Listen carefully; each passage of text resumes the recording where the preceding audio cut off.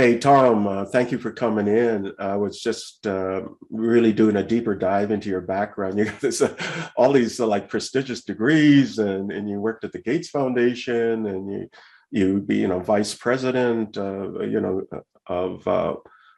ecosystem development for BDC, and you've done everything.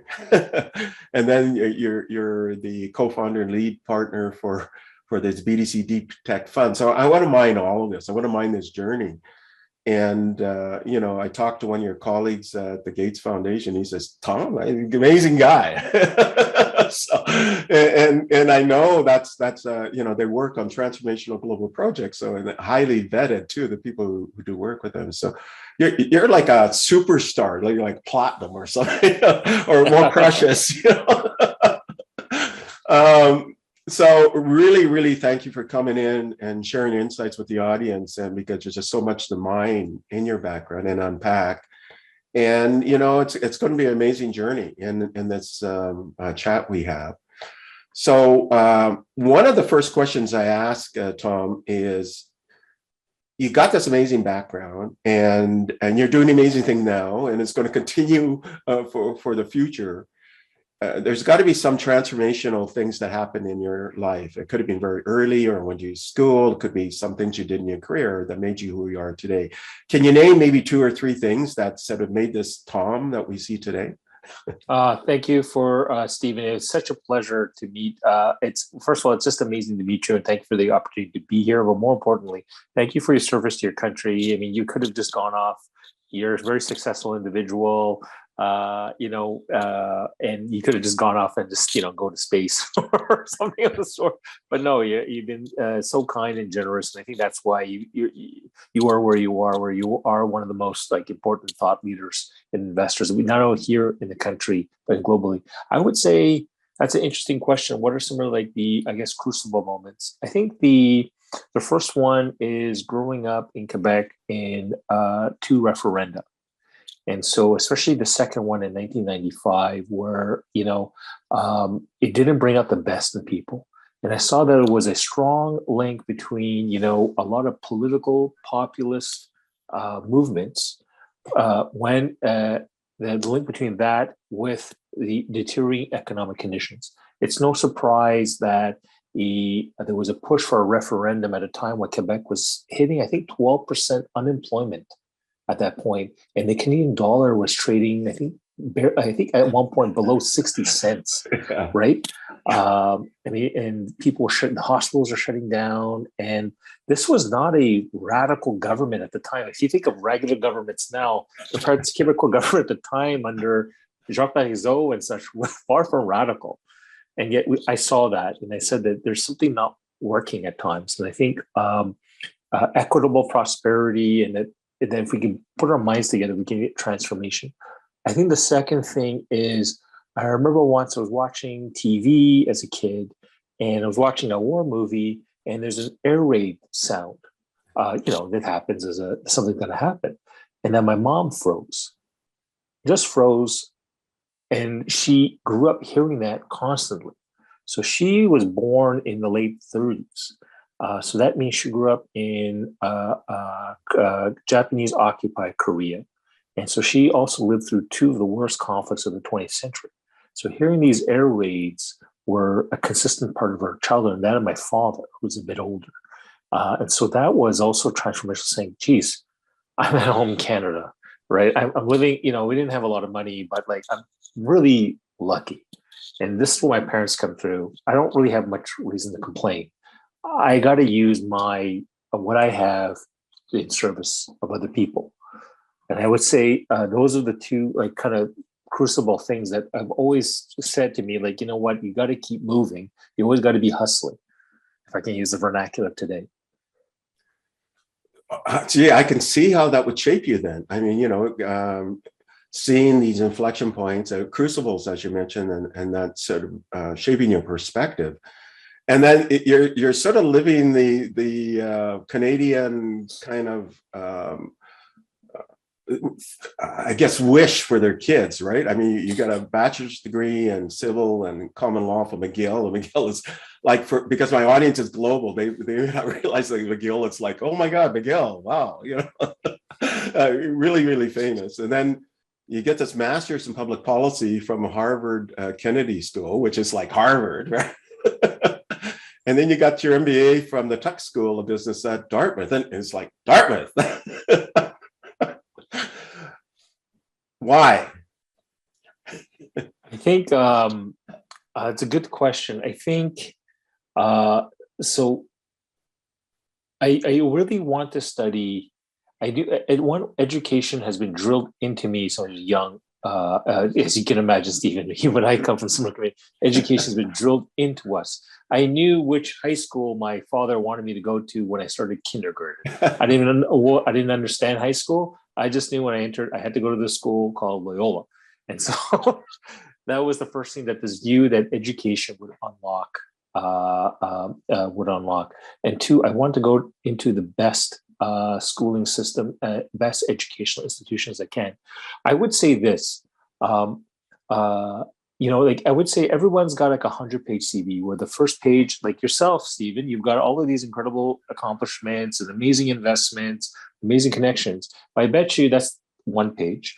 And then you would have 99 pages of everything blowing up in your face. Rejections, people not returning your phone calls and such. And so for me, it's been always about, what can I achieve? What can I work really hard at and see if I can get it? And so like, I always believe that, it's a 100% certainty you'll get rejected if you don't try. But I've just seen too many random people win, quote unquote, the lotto just by showing up. It's like, geez, I'm going to show up. But I would also say, if you're going to show up prepared. That when I was applying for my Harvard application, it's a very involved application, multiple essays and recommendation letters. And I would say, if you're going to do it right. If you're going to control one thing, do it right. So I would say, for example, I applied to McKinsey in 2009. So and that's an important year, because in 2008, when I started B school, Bear Stearns was on campus. Lehman Brothers was on campus for career day, right? A few months before they went under. And I still have their souvenirs from the career day, Bear Stearns and Lehman. And so I was applying to McKinsey. And so you can imagine, normally in a Harvard Business School class, like 50%, like maybe a third of the class will apply to consulting. The other third will go into banking. The other third will go to general management, let's say. That was kind of the rough breakdown. At the time then, because banking wasn't hiring anybody, corporates weren't hiring, almost 100% of the class would apply to McKinsey. And same thing with my class. And so when I knew I couldn't control the outcome. That I knew. But what I could control was my preparation for the outcome. And so what I did, like normally you would prepare these case studies, I would prepare several hundreds of cases. So almost 5x more than what was normally prepared, because I could control that part. And that's why I try. And that's how I manage my career. I will certainly fail. I can, for instance, when I try for something, I will certainly fail. I don't have the pattern recognition. A lot of this stuff is new, but at the same time, people can't fault me for not trying my best. Literally my best, measurably. I guess Vince Lombardi, it's attributed to him, but it could be others. They say luck, that's where preparation and opportunity meet, right? So, or when you see a challenge, it's really an opportunity. You solve that challenge, it opens up a lot of opportunities. So it looks like you live your life that way. You're constantly in preparation for opportunities and challenges, so you can overcome them. Your skill level grows, your relationship level grows, more opportunities open up as well. And so you definitely live that kind of life. And McKinsey's just an amazing organization. And so what did you learn from, the interaction from McKinsey? Oh, I would say McKinsey is one of, I really treasured and valued my time there. I really did. So some of the things I learned was one, blaming your consultants if things are not working is it's a cheap way out. That's like me blaming my nutritionist when I'm not hitting my weight loss goals, right? So I would say, if you're going to work with consultants, be mindful on how you're going to be working with them. They're not going to solve everything, right? They're only there often there for a short period of time, or even if they're there for like a year or two for transformation, they're not there permanently. So it's important to think about that. The other thing I learned was the importance of communication. So there's ways of me talking to you. There's ways of talking to other people, and you for different people use different vocabularies or different vernaculars to get the same point across. So I would say that's the second thing. I would say the third thing is that it's not enough to have the answer, but you really got to focus on implementing the solutions. So there's often like an unfair, I find it's an unfair comment where people say, you know, consultants, including people, folks in McKinsey, come up with ideas, but they're not there for the implementation. That's often false because McKinsey often asks, can we be there for the implementation? But sometimes the client says, no, we got this, right? That's fine. But you will falter because you're trying something new, but then you know how office politics works, right? Where like not everybody's in line to support the new initiative, and if it feels a little bit, people use that as ammunition to attack the initiative. But because for much of the work I did, like for example, transforming the supply chain for contraceptives in Senegal to ensuring where stockouts for certain methods went from like 75 to 85% being out of stock every month, most of the time, to zero. Right, so there was always on stock, and I was there for almost for more than a year to implementing that. Like, and so that's the third thing as well too. It's not enough to have the solution, but be there for the implementation. Right, and I guess that's sort of that 360 mentality is that if you're throughout the entire journey, and then you have ownership too, right? So, and there's a higher degree of accountability if you engage the consulting for that entire journey, and I can see all of this sort of things that I've experienced in my life too in your lessons. You know, so you went into the Bill and Melinda Gates Foundation, and I was talking to your colleague, as I mentioned, maybe at the introduction, and he was saying, Tom is amazing. He's amazing, right? So why did he say you're amazing? David and I go way back. He's just a wonderful person. I think I'm ultimately, when I was in international development, I would describe myself as a field person. So I like being like within the countries where the programs are rolling out. So I worked in, for example, Cambodia with the UN Khmer Rouge Tribunal and the team there, working in Senegal and Nigeria. I would say, I guess it's that I just thrive working with the people and for the like the ministries there and the in-country teams. I've always seen that my role when I was working in these places where I'm a butler. So my job is to have an expertise, right? But bring that in service of the people I'm supposed to help. And I think having that mindset really helped me get traction. Because if I came in like a doctor saying I got all the answers, take this, it would have been disastrous. Because they're right, I've never lived in their country for an extended period of time. But if I see myself as a butler, I've got certain expertise, but it's complementary, hopefully, and we'll find a way that works for how things work in a particular country. Like I know we're mentioning some of the work you're doing in Indonesia. It's very different than when I was in Nigeria, or when I was in Pakistan, when I was in the DRC or Senegal or India. Very different in each one of these countries. You do got to get the rhythm.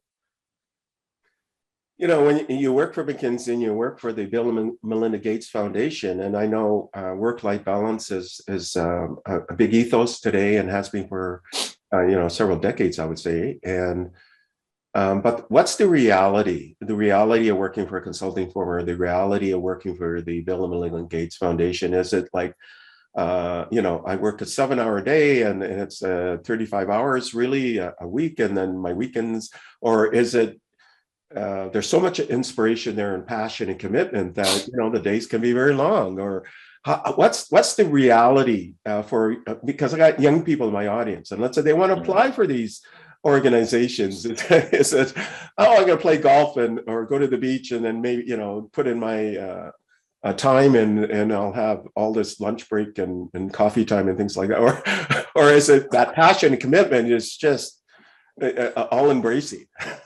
What's the reality? Great question, Steven. So when I first started in these professions, and even back when I was in international law, when I first started, I was always into the scene treating as a marathon. I'm inspiring. This is an inspiring project. I can't stop working. So you get a missionary mindset into that, right? So and you just go on. The problem is your productivity collapses after a while, and then you just go into this you start languishing. No matter how like inspiring the project might be, you just start languishing. And I would say my performance dropped the number of times when I get exhausted, just mentally and physically exhausted. So when I was at McKinsey, when I was working in Senegal, I would go home maybe like for like a few days every 6 weeks, right? And it's like I had platinum, I had status on almost every major airline and every hotel. Like I didn't know Starwoods at the time had ambassador status. I got that, so I didn't know that existed. Right? I had them out. I'm like, this is not great. I was thinking, this is not a positive development. And so then. And then I noticed the same thing. How I cope with it, and if you're talking to young people, is if I was talking to a group of young people, how you deal with it is in terms of sprints. If you think of it in terms of sprints, Right. then things become much more manageable and just accept the fact that you're going to have limitations and manage around that. So I would sprint from, let's say, a Sunday evening in prep, but then I would cut off at Friday 5 p.m. And Friday, 5 p.m. to Sunday at 8 o'clock, it's sacred. I'm not going to check email. You would have to call me if there's an emergency and such. And I would take my vacation. And to be honest, Stephen, I still struggle with that because I grew up in a small business, low income, small convenience store where my parents took 2 days off a year. So I still struggle with this idea of vacation. So, but I know I'm still doing it. I'm taking the time off. I've got a baby now. But the reality is you're going to work hard. That's just, you can't get around it. If you're asked to work on a big project, you're going to work hard, especially when you're working on urgent projects. If you're at the Fed, right? How much of a work-life balance do you have right now? Probably not much. Or back in 2009, you weren't sleeping for several months. That's, at the time you could rebalance. You say, I'm going to take some time off to recharge, what people do. But there's just going to be moments where you're just going to have to crunch, and that's just find ways of coping with it.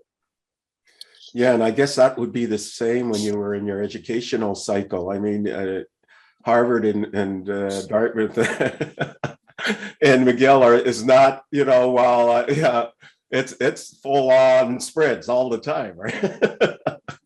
And they're highly competitive environments. So what happened after McKinsey and the Bill and Melinda Gates Foundation? What was the next sort of arc in your career? And then we'll mine that part in some detail.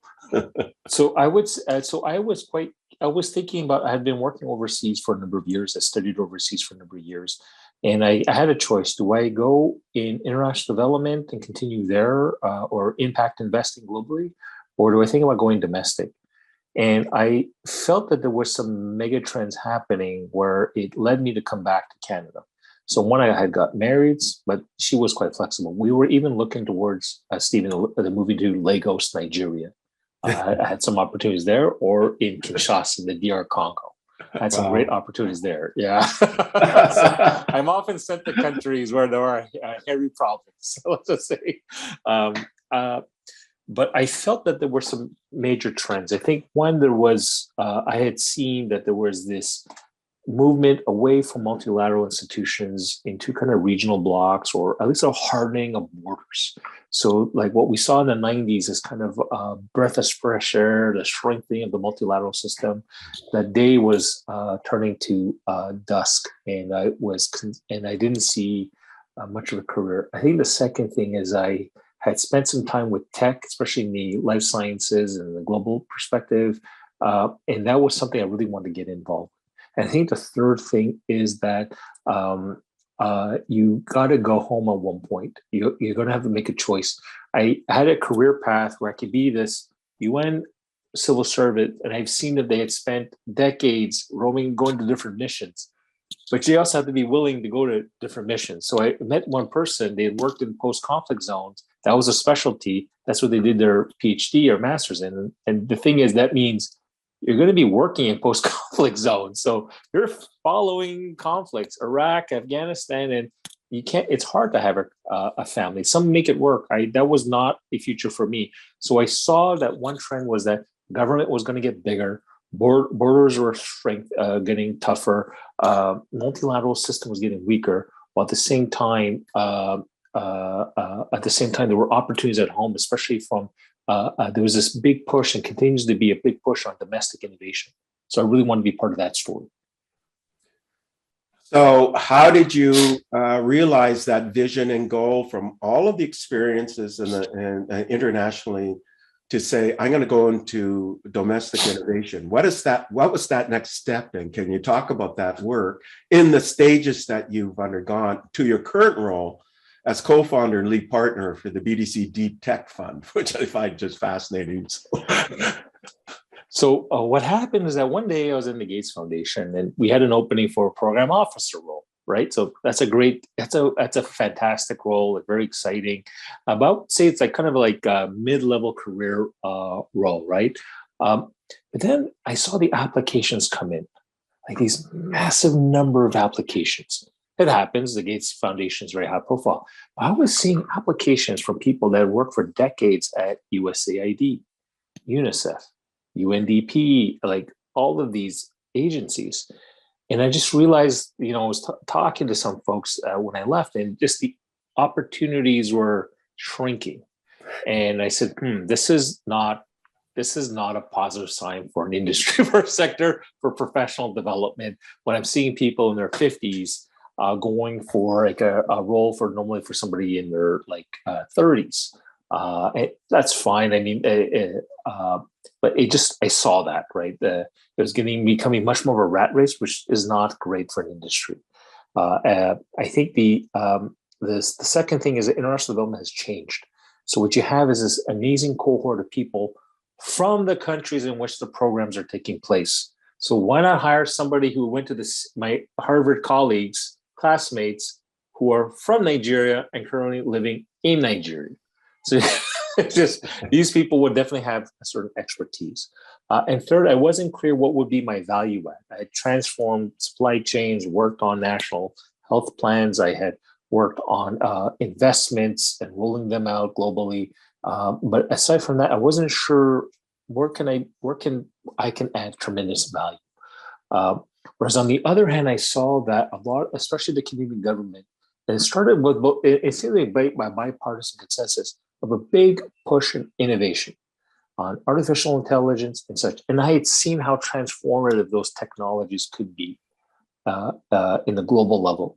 So that's why I really wanted to get in the ground floor as it took off back in 2018, especially in Canada. Well, it started a bit under the Stephen Harper government, but he was dealing with the financial crisis, a lot of it. But then with the new government coming in back then, there was a big push, and that's why I really wanted to get involved with.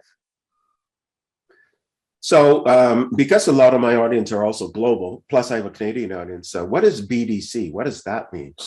What is it? So outside the US, it's a development bank. So it's a state-owned enterprise in the sense that we are a bank and it works for targeting small businesses. So think of the gas station or an advanced manufacturing plant of about 500 to 1,000 employees. They give different types of financing and consulting service. But one shareholder, the federal government. And it does have a for-profit mandate. So it plays both a for-profit to generate returns to the government, while also a development role to target market failures. Very few countries have a sophisticated capital market than they compared to the United States. In the US, you have multiple different types of financial institutions. So you might have an SBIR, I think they're called, but at a much smaller scale, because America, there's just, in the US, you have so many options. That's not the case in other countries. Somehow, this development bank is one of the largest venture capital investors in Canada. So it's invested in over nearly 100 different funds, VC funds, plus directly invested in almost 300 companies with direct investment teams. And so it also speaks to how nascent the ecosystem here. And that was something I really want to get involved in building to strengthen it. Yeah, I mean, and you became vice president of operations and ecosystem development at BDC Capital, where you managed all operational and strategic issues related to venture capital and private equity investments. I mean, that's a lot in there. So Can you tell the audience the difference? Because a lot of people aren't investors. So what's the difference between venture capital and private equity? Yeah, so I would say venture capital invests on hope, like hope that this technology works and sells. Private equity is like a regular business with the potential to grow with real revenue and customers. I would say so. Private equity deals when they bought Staples. Microsoft was a venture deal when it first started with when Bill founded the company. Yes, so I've always believed, Stephen, that the longer your title, the less impressive your scope of work. I would say this was the exception. So it is a very boring title, but it was a fascinating role because I got to see everything. And so in that role, I had prepared for senior management strategies and proposal for the board and senior manager of the bank, and for a shareholder, the federal government of Canada. So it was at the heart of many key discussions on innovation policy and the role of venture capital in Canada. I got to see nearly every single investment at the bank that was done by our team, whether direct or in different funds.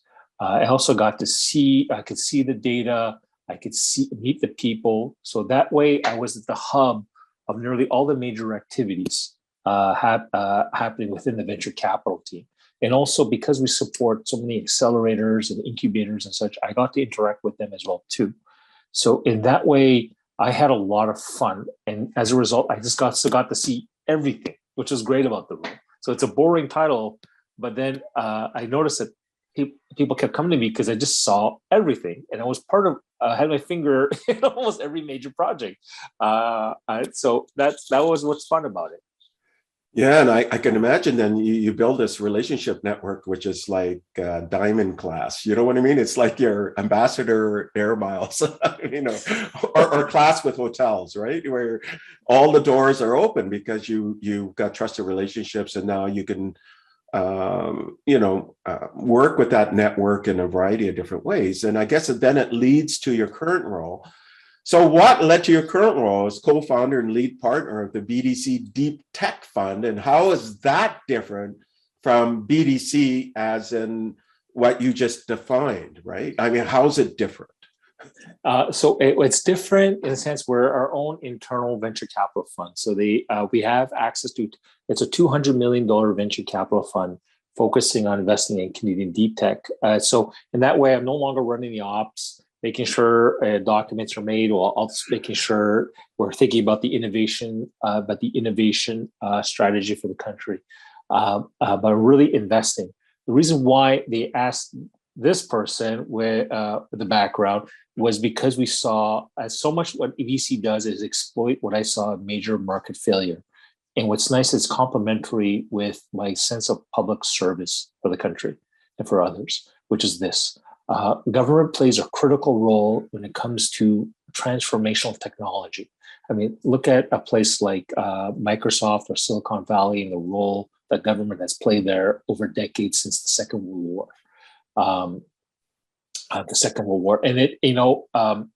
And so one of the issues, though, was that our government, as best they could, struggled to engage with the startup system, even though they had access to all of these programs. They could provide all these insights. It's just the government here isn't as comfortable as, say, in the American government of having those kinds of very clear channels of communication. While our startups, we are world-class when it comes to research in Canada. Microsoft was an early identifier of that when Bill used to sport a Waterloo sweatshirt and he'd be poaching all the talent here. Bill saw that first and really put Waterloo on the map. And I could say that at every major university here. So we have world-class research, but Canadians are terrible at commercializing and selling. And so you would have these entrepreneurs that would struggle. So that's what the role of our fund is. So it's roughly analogous to IncuDel of trying to be that broker between the two. And that requires different vocabularies and a different mindset when you're talking to the two sides here. And that's what we bring in our fund. And that's my strength, I would say, is bringing these worlds together. You mentioned IncuTel, but a lot of people don't know what that is. What's IncuTel? So this is Canada's IncuTel. We like to think ourselves that way. So IncuTel is the CIA's venture capital fund fascinating vehicle. They put a very small check in, but they also bring the best of government. So so an investment in In-Q-Tel really unlocks like a lot of relationships and potential like paths to procurement from the government.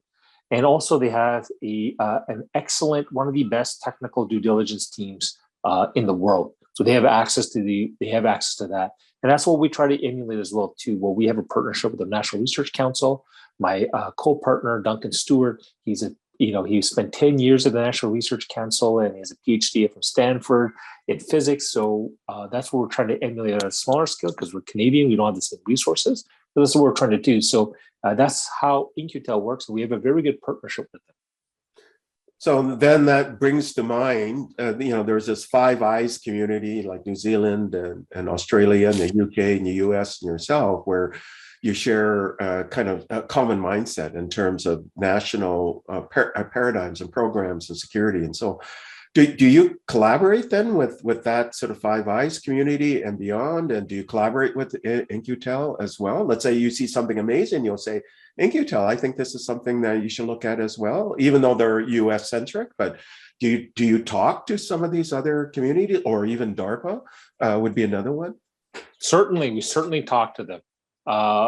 We certainly read a lot of the DARPA research, and we do engage them as well with In-Q-Tel. And certainly, we also reach out to In-Q-Tel. They reach out to us. We got views on certain technologies and such that, or meeting certain people in Canada, but they usually have vast networks. And we certainly do thrive by working within the Five Eyes.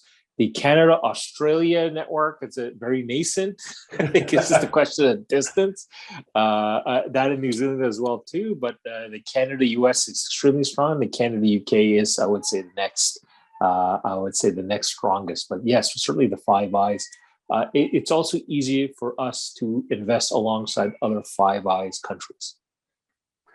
I was looking at your profile on the Deep Tech Fund site, and I noticed under your name it had Xanadu, I believe, right? Which is a quantum computing company. And I'm familiar with them because I've been interested in quantum computing for a long, long time. And in fact, earlier, I was asked by a group of CEOs in the US, a community called Financial Services Roundtable, and I created a think tank for them and private summits. But even back in 2015, I said, you got to pay attention to quantum computing and blockchain and AI, and machine learning and privacy and data and so on. So I was exposing them to all of that. So I was really interested that you had that in your profile. So tell us about Xanadu and why it's on your profile. Yeah, so thank you. Xanadu is I would say one of Canada's and one of the world's darling quantum computing companies. So every quantum computing company, so there's the market of quantum computers, right? Still far off, but we know the technology is likely to be transformational. That's the first thing. Stephen, can you hear me? Yes. Yeah. Oh, sorry. So that's the first thing. I would say the second thing, why Xanadu? Because they have a unique architecture, a photonics-based architecture. So, there are different types of ways of developing qubits for the computational, whether it's like trapped ions or superconducting qubits. The photonics-based architecture allows scale. So what does that mean? So if I want the goal that everyone's trying to achieve is 1 million qubits. So if I can develop 1 million qubits for computational purposes, I have a quantum computer that can actually work on problems that that existing computers can't work on. The problem is the cryogenics for the other architectures. You'll need like a cryogenics fridge almost as big as a field. Whereas, one can envision that a photonics-based architecture could fit on your phone one day, right? That's the advantage of the photonics-based architecture. And Christian is probably one of the leading researchers in that field. That's where we're excited about the company. Yeah, I know. I mean, it's a fascinating area. And I know that when I was surfacing this, 10 years ago in some of my talks, my keynotes, and then for this financial services group, I mean, people thought it was crazy, but it's not. It's a reality. I would say it's accepted now. It's real. It's going to be commercially applicable even in the nearer term, maybe 2025, because I chair or moderate within this large IEEE Quantum Week program. And I had some of the leading CEOs as part of my group when, in our session. So, and I'm an investor. So, I'm always interested in where things are going. So it's interesting that, and this really fits your deep tech fund, right? You're looking for early stage, higher risk, but really could be transformative for the world. And you want to make sure that Canada has a footprint. So am I right? That's why you're investing in things really early, like Xanadu. Exactly. That's exactly why we're in a company like Xanadu. You said it right, Stephen. I mean, it's still early in this journey, though we closed the Series B back in mid last year. But it has a long path to go, and that's what our fund is designed to do. We're not a 10-year fund; we're a 12-year fund with a possible extension of 4. Most VC funds are 10 years. That means they invest for over 5 years, and then they kind of harvest or exit within the next 5 years. That forces like a timeline that's tough for like really the advanced tech companies. That's how we differ, and that's why we'll go into Xanadu, because I really believe a Canadian startup with Canadian technology has embedded within Canadian values.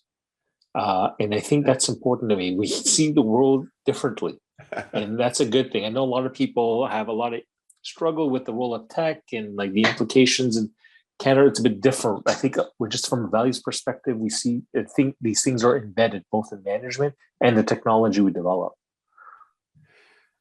Again, Canada, you mentioned Canada has leadership, but this commercialization aspect in Canada's not known for it. And I see that because I work almost 100% globally, right? And Canada really is one of the leading countries in AI. In fact, they came out with the first Canadian sort of program from a government standpoint on AI. I mean, ahead of the US and Europe, and then people don't recognize that.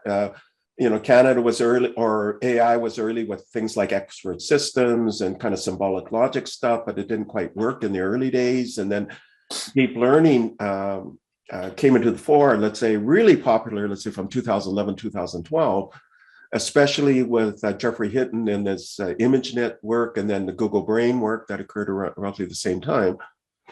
And yet during that, they call it sort of the winter of AI, Canada kept investing. And Geoffrey Hinton is at the University of Toronto, and he won a Turing Award, which comes from one of the organization which I'm on the board still, called the ACM, and I'm past chair. And he got our Turing Award. The Turing Award is the most prestigious prize in computing science, right? And Yoshua Bengio at Mila got the award too. I mean, and then Yann LeCun out of New York. But he's done work with the Canadian group, right? Because Canada invested. But people don't know that. And I'm always surprised when I'm talking to other communities, don't know that. So I noticed one of the things you invest in is foundational AI. So what does that mean today, foundational AI? So lots of AI investments, and so yeah, like exactly what you're saying, Stephen. That Canada's world class when it comes to AI, and it's like a hidden story. Though there was a New York Times article about Toronto, and anything happens to Toronto must be, though there's some, it's increasingly becoming on people's radar, but it's not enough, I would say. When we say foundational AI, that there are new developments in artificial intelligence that involves innovations in the algorithm, rather than innovations in the data set. So what we've seen that with what we call like middle of the road AI, what we're seeing is like, you're developing algorithms off of TensorFlow and such, which is fine, and you're applying to a novel data set. We've seen that with like using NLPs for different ways outside of NLP. And so outside of languages, which is fine. What we're looking at is those innovations. AI is the next stage where it's the next deep learning. It's the next one where people are not really investing in yet. So one of them, surprisingly, is explainable AI. So that's a little less, I would say more deep tech like, but there's still like early, it's still quite nascent. That is, if you think about Stephen, we have been deploying these black boxes without actually understanding how they're, like, hey, let's just do it. Exactly. I'm going to determine the lives of people with these black boxes that seem to work. That's actually not safe. It's not okay. And so we actually need to have innovations going back. Yoshua Bengio has identified this as a major, probably one of the major issues for the advancement of AI. And so I think this is one interesting area. Another one is human in the loop learning, where it's ways of teaching the machine by pointing out, this is why, this is the right decision, this is why I do it. Because there's a lot of problems where you have either a limited data set, or it's so complicated that it just, the data sets too much noise in them. So you'll need an intervention of a human. And so that's actually slowly starting to be developed, and that can be quite it's likely to be quite game changing as well too. So these are some areas that we're quite interested in, and that's when we are foundational AIs, these innovations in the algorithm rather than the data set. You know, it's interesting on the explainability and transparency of AI and AI bias or data set bias and things like that. I mean, I've been working in the ethics of this area since the 1980s, right? So, you know, there's over 300 AI principles and frameworks, and then you're starting to see this solidify with the Singapore model, which came out a few years ago. And then the European Commission in 2016 saying, you know what, maybe AI should have some kind of accountability in some way. How do we manifest that? And then actually producing some draft laws last year, right? And you're seeing this in parts of the US, and of course, Canada is always in the leadership role in this area. So you're definitely at the forefront at the right time, right? and because I engage with CEO communities, they're very concerned. They don't want to get the accountability aspect backfire on them because they're deploying this stuff now, right? So I can see why you know, you'd be interested in making investments in this space. Are you able to surface interesting companies, or is that too early and you can't talk about things like that right now, but you will later? Or what sort of time frame where we will, you know, like where I see Xanadu on your profile? Oh, we invested in one company. We're still, we haven't disclosed yet. One explainable AI company. We haven't disclosed yet. We're looking at a few others and some other AI companies. Exactly, I think what's interesting is that the problem is that people treat ethics as sort of like the tack on extended warranty kind of. That's how they see ethics. Yeah, it's a good idea to do it. What I think we're starting to realize when it comes to tech, if it's not baked in the beginning, it will come back to haunt you. It's a typical Greek myth story. I don't know why. I think we keep thinking we can escape the lessons of the Greek myths, where there are consequences to decisions. If there's one thing to walk away from the Greek myths, that is the moral of the story. There are consequences to decisions. So you deploying machines, if you don't understand them or you're not using them properly, there will be consequences. And that's what's happened right now. You didn't think through the consequences of many of these things. If only people listened to you back in the 80s. And so that's what we're looking at. So I'm very mindful of, and there was an interesting book called The Atlas of AI. I think the author is actually one of the senior researchers in AI at Microsoft. And she says, one way to think about artificial intelligence is as an extractive industry, whether it's extracting the minerals needed to construct the servers and the processors, to extracting the data. And, and how do we think about the ethics of extraction, of these industries? Well, there's an approach where I've seen in the Congo where some people just completely ignored it, right? Or there are places where they try to engage in very mindful ESG compliant mining practices.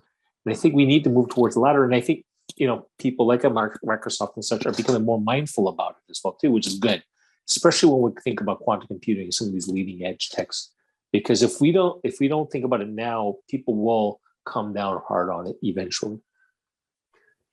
Excuse me. Are there other areas that are on your radar screen, like biotechnology innovation, especially like in CRISPR, because there's reverse CRISPR out there now, and though there's some controversy, right, where you had like the people at Berkeley and at Broad Institute kind of conflicting from a legal standpoint, but let's say a nanotechnology and things like that, or some of the work done on DNA methylation and aging. Are you looking at some of those aspects as well, or is that something you prefer to stay out of right now? We usually stay out of life sciences and biotech in general because that just requires its own expertise, because especially the regulatory Right. understanding. But some of the areas we look interested at is electronics, particular AI chips or edge AI chips, particularly interested in that. It's a tough market, I think, because of the use cases. It's hard to find, like, how do we apply an edge AI chip where there's a big enough market, or AI chips in general. Lots of innovation, lots of edge AI chip companies, startups out there, like here in Canada. We had Untether and Tenstorrent, which we weren't. We're not part of, but really interesting work that they're doing. The other area that we're interested in is in photonics, whether photonics based architecture for chips or the sensors. Lots of interesting innovations, especially when we think about quantum technology. The other area, focusing on, a lot of people are interested in cybersecurity. So we're particularly interested in like certain technologies like homomorphic encryption and such, or automated cyber agents. This whole spectrum. Fascinating work that's happening there too. So so I would say those are some of the verticals or technologies we're really excited about. Yeah, and a lot of work being done in all of these areas. NIST a number of years ago, well, 5 years ago, came out and said, we want some draft sort of papers on the aspect that, harvest and decrypt, this idea of, excuse me, data is not safe, right? Because people can store it and then decrypt it using quantum computing. So, and now we're at the draft standards aspect, right? They're out there. And so you can have quantum safe computing. And actually Canada has some leaders in that space worldwide, right here. And are you looking at those kinds of companies here, or, within the Toronto incubation system and so on? Yeah, very much so. So, and what the problem with cybersecurity, Stephen, is that you can get secure, but you often at the price of convenience, right? Yeah, that's true. Yeah. Like if people can just put an extra exclamation mark on their password, you'll probably resolve a lot of issues that we have with hacking today, right? For example. But you're right. Like there are concerns where people are recording, storing encrypted data, building the quantum computer with the hopes of decrypting it later. So having access to quantum safe encryption is key, whether it's using quantum technology or using quantum inspired technology or quantum safe technology. And there's some non-quantum tech. So yeah, we're certainly looking at that. The question is, like with all cybersecurity, is how big of a problem is this such that there's a big enough market? The market is still a question mark at this point, which is why the NIST standards, and this is classic of showing of the importance of government. Government sets the standards, which reduces, market inefficiencies, because this is what you have to aim for. At the same time, is the market there yet? And that's been one problem with these quantum encryption quantum safe encryption companies. Yeah, I mean, government definitely plays a role. I mean, if you look at the support of DARPA in the U.S., the internet wouldn't have happened. I mean, I know Vince Cerf, right? I mean, he's past president of the ACM and still engages regularly on our communications magazine, which is, I know, top 3 in the world or something like that. It's a magazine, but it's a journal as well. So I think kudos to Canada saying, what, we need a deep tech fund and we need to take these risks and on these early stage, because that's where you need the funding, right? To take it to something that can scale, and you're willing to do that early work, and then use your relationship and network that is the Canadian government has the ability to help scale that technology as well. And then you have all of these partners, in essence, with other governments around the world who you can work with. At least that's the way I see it. Am I wrong, or is there more to that story? No, exactly. And already that story is really hard to pull off. That's what we stay focused on. We're getting government, and they have different incentives with maybe innovation with the startups and investors, it's just this brokering gives us a great opportunity to say why great startups should take funding from us. This is our value add. We bring the best of government and the partnerships we have to support startups, especially in Canada. Tom, I'm an investor as well. So because I see so much, I sit across over 100 organizations and typically in a chair or founder or some kind of board role or whatever. So I see a lot. How do you manage that? Because when you're looking at transformational tech in Canada, how do you manage that? It is truly transformation. It's very unique. It's something that can be differentiated. And then the market is big enough that you can scale it in some way. How do you know that? What kind of tools do you use? Is there resources that you would recommend that others could use, for example, that are publicly available? So what we look at is one, if you're going to have like a deep tech startup, it's an affiliation with a world-class researcher or research institute or academic institution. Because, there's the technology now, but technologies changes, as Stephen, like especially with quantum computers, there's going to be roadblocks and obstacles. So you will need the very best technical and scientific talent at hand to overcome them. So we're going to look at, do you have the talent to take on the challenges to come? First. Second, do you have a realistic understanding of the market? So if it's likely that people have talked about a quantum investment winter coming upon us, which is fine. Do you understand the implication, which is fine. I will build the resources, go on a lower burn, but make sure I hit my milestones, as opposed to going for like a really high burn. So do you have a realistic understanding of the market? And I think that's probably the biggest, that's one of the biggest issues for a lot of deep tech startups. They see the market potential, but the go-to-market strategy is which is fine. We help them work through that with them. I would say the third thing is, for a lot of academics, is being realistic. So for an academic, if the startup is based on your science, but you're planning to spend maybe 1 day a week, maybe you take a 2-year sabbatical and then spend 1 day a week, it's really hard to get professional investors. You're still asking for 50% equity. So what does that mean? It means that you can't treat a startup like another initiative that an academic does. So this isn't like a center of applied AI and then another research project that you throw some graduate students and you monitor. That's not how a startup works. Like, selling something is really hard. Getting people to hand over their money is extremely hard. So you need to spend a lot of time on that. No matter how great your tech is, if there's no market, people are fine to set. It's not like in academia. In real life, people are fine to settle with the B answer if it's cheaper and faster to roll out. And I think that's a struggle for a lot of academics. And we work with them. We work with them and coach them about, this is how it worked in with other startups. This is why these failed and why they failed to raise money from some people. And that's fine if you don't want to take money from VCs, but there are consequences, right? At one point, people start asking questions if you're not involved. And if the startup is struggling to overcome the engineering or science challenges and you're only there a day a week, people question about the longevity of the company. And so we'll press them. You can't think of like the next 12 months or next 36 months. You have to think the next 5 to 10 years and be really committed. And that's the last thing I would say. You have to be committed to building a company. If you're there for the quick turnaround, the acqui-hire, we can smell that, you and I, a mile away. We can smell that. We know. I worked on a war crimes prosecution team. I had people lie to me in my face. I can triangulate stories. And that's just me. Any investor has been around in this field will know what you're trying to do. So just be honest as well, too.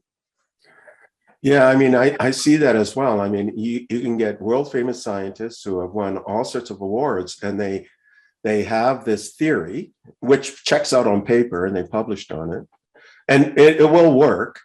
And then they put a valuation of 200 million. And they want to raise 20 million on the first round. I mean, it's not going to happen. Right? it could happen, but like if we got like the wrong kind of investors who don't ask a lot of questions, Yeah, for sure. and then like it's just I've seen that, or it's just really awkward conversations that just get awkward because you just push back on that. Yeah, or earlier you mentioned this aspect of, premature scaling, where a company just wants to hire and gets too much capital, which is not good for them either, too early, right? So, and there's even this group called Startup Genome. They produced this report called Premature Scaling with all the things that you should avoid, right? And a lot of people don't do that. They don't go through this incremental steps or stages. And I guess Steve Blank, came up with this with some other people, this investment readiness of these 9 stages that you should go through. But a big part of that is the team. The team has to be agile. What the initial product you think you're going to come out with is probably not the end one you're going to finish with, because you gotta react and be agile to what the market is telling you. And a lot of people will say, yes, great idea. Yeah, absolutely. But they won't put money in it. So people saying yes means nothing.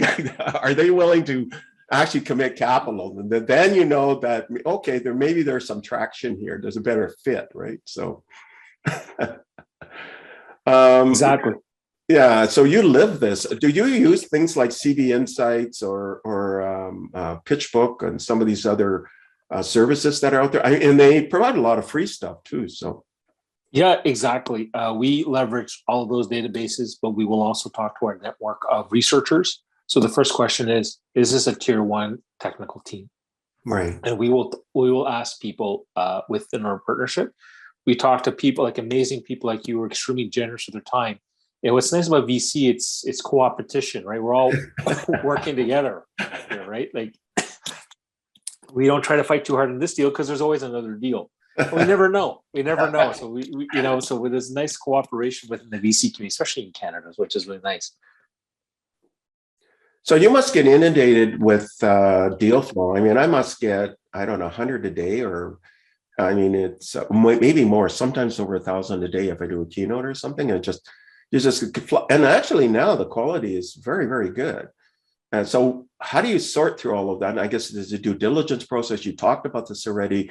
Can you get some sort of validation that it's real? And we certainly don't get the numbers like you, Stephen. You're like a global thought leader, and you're connected with all the major folks that every startup would love to be connected with, and you're so generous. And also, we're restricted to just investing in Canadian startups, right? So yes, we do have a pretty thorough due diligence, especially on the science. There's like the standard DD, so BDC, we do take our time. But we do it very thorough, and at least we pride ourselves at least trying to be very clear in our feedback why we're not investing for now. And so we will go into the science, especially about the science. We will go into the milestones, and we will read the research papers. And I'm not the science person, but we do have experts that we can call upon that will tell us, yeah, we know that grant, we know these initiatives, we know these things, and we can look at the H-index, et cetera, to validate. So I guess this is my last 2 questions. One is personal, and then the other is, feedback to the audience. So the personal one is, where do you see yourself professionally?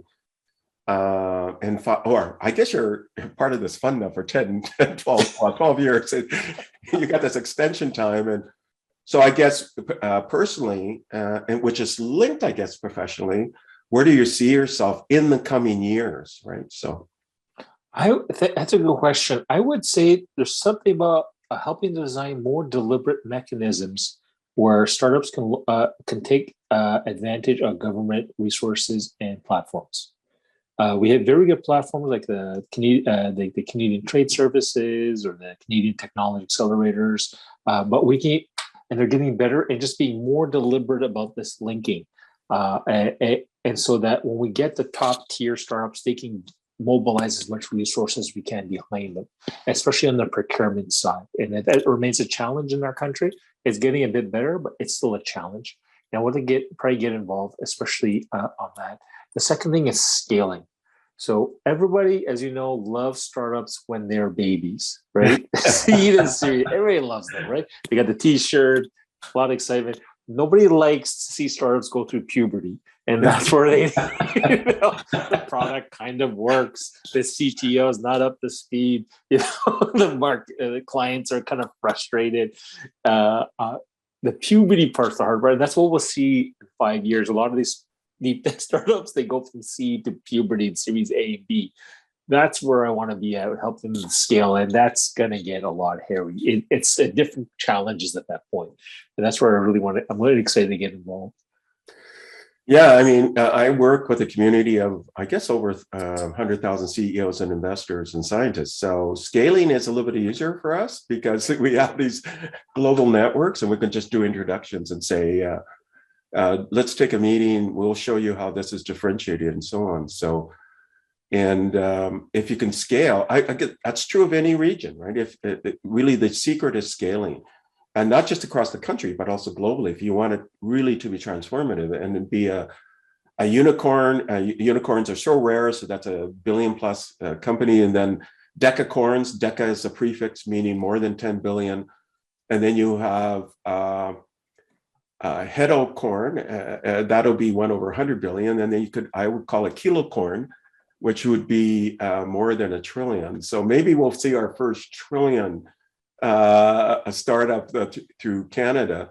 And people may think 100 billion plus, but Ant Financial was really a startup which was 100 billion plus, right? In a few years, they grew to over 400 billion, and just from the investments being made. Of course, they ran into some pressure, which they couldn't, go to market in a public way. Right away, but Canada, if it's done right, and I can see it happening now with you as co-founder and lead partner of the BDC DPIC fund, Canada is so innovative that maybe we can hit a kilocorn, something that's 1 trillion, right? Hopefully, it's possible, right? It's not impossible, right? So, I mean, we've got companies like Microsoft, which will hit over 3 trillion this year. Apple's already there in market cap, and it's just incredible. And it used to be not that long ago, it was the oil companies or it was like GE or something, right? And it's like GE. I mean, these companies are just, or you get companies disrupting like what Apple did in 2007, right? A PC company becoming a phone company. It's one of the major phone companies. I mean, all the barriers are gone. So it must be great. So talking about your future then personally, it sounds like you're really embedded and you just find this really exciting for you as time goes on, right? Absolutely exciting. And I do regret, and I think there's some paranoia on my part because I feel I missed out on the internet revolution. I didn't take it seriously enough back when I was in high school. I didn't take it, and it's like, you know what? I'm going to make sure that doesn't happen again. So. It's interesting because I've been doing this for so long, and I helped. I was advising on the Millennium Development Goals back pre-2000, and I was saying you got to pay attention to tech.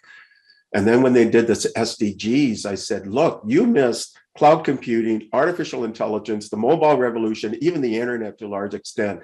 You better, when you bake in, when you do the Sustainable Development Goals, which officially launched in 2015.